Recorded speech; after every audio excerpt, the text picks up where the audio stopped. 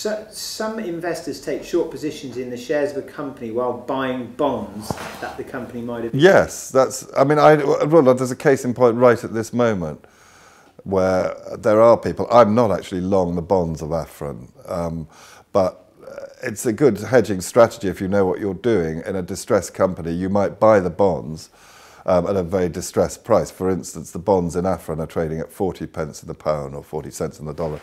So you buy them and you sell the equity against them on the basis that there will be a debt for equity swap and at a much lower price than the current share price. So your bonds will eventually turn into huge amounts of equity, which you've hedged by selling the equity higher up. So it is a strategy to buy bonds and hedge it by selling equity. If you're wrong about being short the equity, the bonds will go up to 100p in the pound. And if you're right about the equity being worthless, you will get, you might break even on the bonds, but you'll make money on being short the equity. It's a strategy that a lot of people who I respect are doing right now on Afrin. But you have to know what you're doing there with bonds, because the minimum ticket is quite often might be £500,000 face value.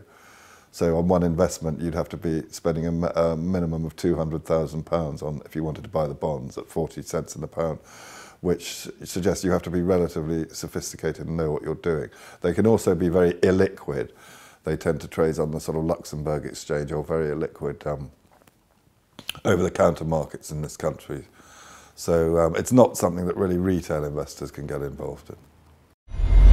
Why do you short companies like Afrin that have already taken a huge beating by the market and basically single penny shares? Is the downside of any surprise announcement or sudden takeover bigger than the upside? No. I think we've been through this. I mean, Afrin have said, I used the word before, little or no value. They haven't said that, but they've said the next best thing to that, which is that shareholders will be substantially diluted. Now, Afrin cannot afford to pay interest on their debt.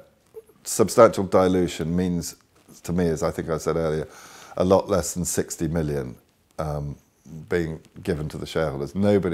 Bondholders are not pleasant people, and bondholder committees are not charities. They don't think, oh, the poor old shareholders, they've lost a lot of money, let's give them 60 million quid. They don't think like that. They say the shareholders are the last line of credit. They cannot afford to put up anything like the money we need now. No shareholder is going to put in new money to pay off old debt, i.e. the bondholders, which is getting the bank debt and the bond debt is something like £1 billion.